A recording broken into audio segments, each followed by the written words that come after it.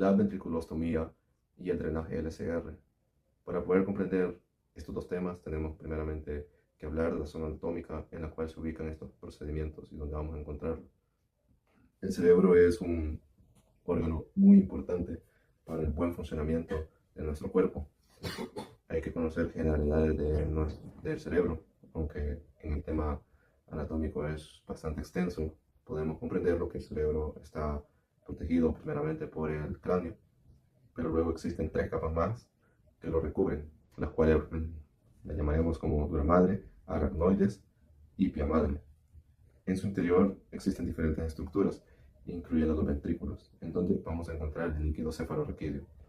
Los ventrículos son cavidades que están dentro del cerebro, llenas de líquido cefalorraquídeo, como lo mencionaba antes, y existen cuatro, dos ventrículos laterales, el tercer y cuarto ventrículo. Y su función principal es nutrir al cerebro y eliminar los desechos. Entonces definiremos a la ventriculostomía como el proceso neuroquirúrgico en el cual se realiza un estoma en la región frontal del cráneo, específicamente en el punto de Kocher. Esta la vamos a ubicar anterior a la sutura coronal, a un lado de la línea media. ¿Por qué se elige este punto de acceso? Principalmente porque se puede evitar realizar daño importante al cerebro y también porque se accede de forma rápida al ventrículo derecho. ¿Por qué se utiliza el ventrículo derecho? Principalmente se utiliza este ventrículo lateral porque tiene más espacio y porque se puede drenar el líquido de forma más rápida.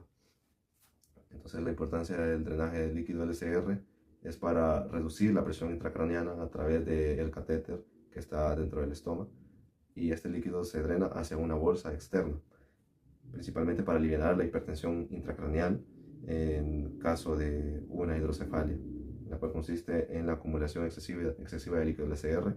También está indicado este drenaje en una hipertensión intracraneal refractaria, también en caso de hemorragia o en un caso de una hidrocefalia aguda, la cual consiste en la acumulación súbdita del líquido LCR causada por alguna obstrucción. También vamos a ver lo indicado para poder monitorear la presión intracraneana, también en caso de alguna hemorragia intraventricular, en alguna infección del sistema nervioso central, o en la difusión también de una de las derivaciones, la derivación Shunt, y en el manejo perioperatorio. Cuando colegas en las contraindicaciones o en qué caso no se debe proceder a colocar la ventriculostomía, tenemos si hay presencia o observamos si hay una infección, ya sea en la parte externa, que es en el cuero cabelludo, ya que de esta manera vamos a arrastrar las bacterias o X organismo que se encuentre en la parte exterior hacia el interior, provocando una mayor diseminación hacia que se produzca una sepsis. También debemos evaluar el tratamiento o los anticoagulantes en el momento que sí se presenta una hemorragia, ¿verdad? Es lo que queremos evitar. También debemos, en este caso, debemos tener un recuento de las plaquetas, por si en el caso que se presente una hemorragia, ¿verdad? También debemos de tener en cuenta los trastornos de coagulación, donde tenemos la trombocitopenia, o también tenemos, ¿verdad?, que se produzca una hemorragia intracraneal, que ya sería lo peor para el paciente. Hablando de lo que es la ventriculostomía, como pasos para la colocación generales, son la preparación del paciente, en este caso sería verificación de indicación médica y revisar estudios del TAC cerebral, evaluar la coagulación de plaquetas y el consentimiento informado, que es la información que se le brinda al paciente, ¿verdad?, sobre lo que se le realizará. También tenemos colocar al paciente de cúbito supino con la cabeza elevada a un ángulo de 30 grados. También tenemos que identificar en este caso lo que es el punto de incisión, o en este caso el punto de Kocher, que es aproximadamente de 2 a 3 centímetros lateral en la línea media y 1 centímetro anterior a la sutura coronal, donde lo podemos ver aquí ilustrativamente. También tenemos lo que es la incisión pequeña en el cuero cabelludo para la perforación del cráneo con traslado quirúrgico, para luego la inserción del catéter ventricular, que en este caso sería el ventrículo lateral, con profundidad aproximada de 5 a 7 centímetros. Y en este caso lo vamos a confirmar si está en la ubicación correcta por la salida del líquido cefalorraquídeo. Y luego sería lo que es la conexión del sistema de drenaje, ya posteriormente haber fijado correctamente lo que es el catéter y fijar el sistema cerrado correctamente.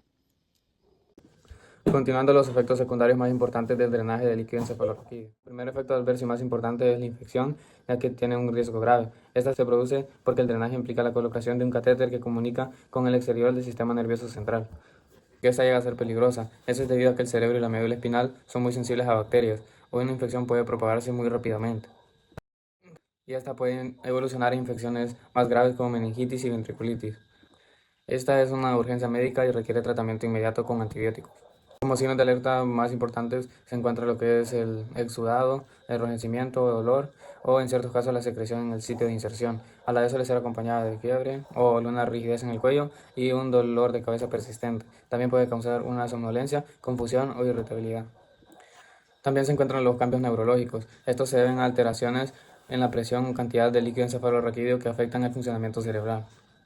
Estos se van a manifestar con somnolencia excesiva, confusión o cambios en el comportamiento, dificultad para hablar y por problemas para caminar o moverse. Estos cambios pueden indicar que el cerebro no está funcionando correctamente debido al drenaje o una complicación y siempre deben de ser evaluados.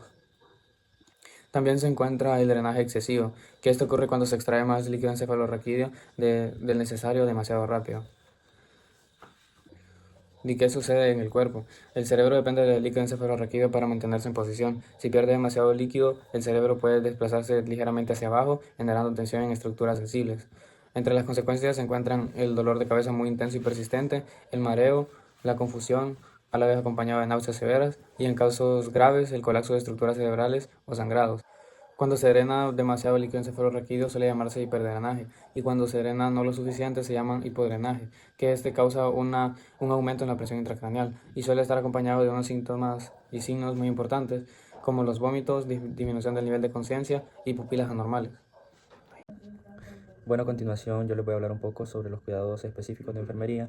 Es muy importante que nosotros estemos muy pendientes de lo que es los cuidados de la herida operatoria, así como los cuidados del sistema de drenaje.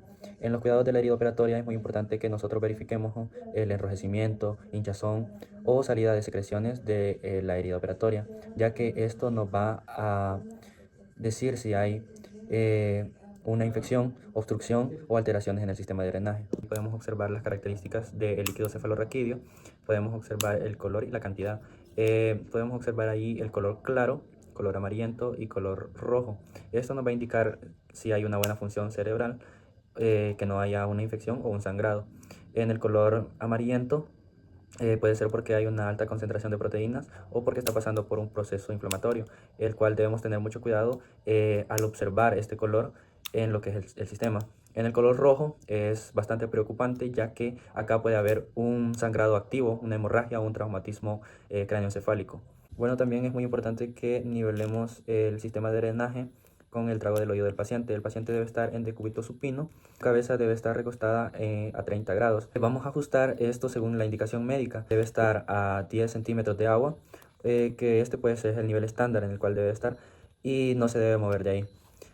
También nosotros tenemos las siguientes indicaciones, que estas pues van a ser evitar el acondicionamiento de lo que es el sistema de drenaje, no pinzar ni desconectar el sistema sin indicación médica y mantener cerrado y estéril lo que es el sistema de ventriculostomía.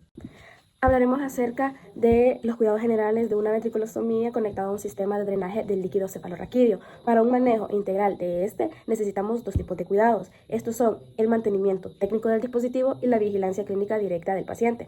Dado que este sistema se comunica con su exterior, el riesgo de infección y el desequilibrio de la presión intracraneal son prioridades absolutas. Uno de esos cuidados le llamaremos la regla del nivel, ya que este es un drenaje que funciona por gravedad. Si está muy abajo, saca demasiado líquido y esto puede provocar un hematoma subdural por tracción. Si está muy arriba, el líquido no sale y la presión intracraneal puede subir.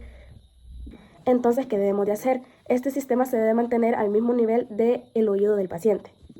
Otro cuidado es la prevención de infecciones, ya que la ventriculostomía es una de las vías de entrada más críticas para los microorganismos. Para su manipulación solamente se debe manipular el sistema cuando sea estrictamente necesario. Se debe utilizar una técnica estéril donde se implementen el lavado de manos quirúrgico, los guantes estériles y la mascarilla para cualquier apertura del circuito o curación del sitio de inserción. En el sitio de inserción, el apósito debe estar siempre seco y limpio. Si se observa humedad o puede ser por una sospecha de fuga de líquido cefalorraquídeo, se debe informar de inmediato.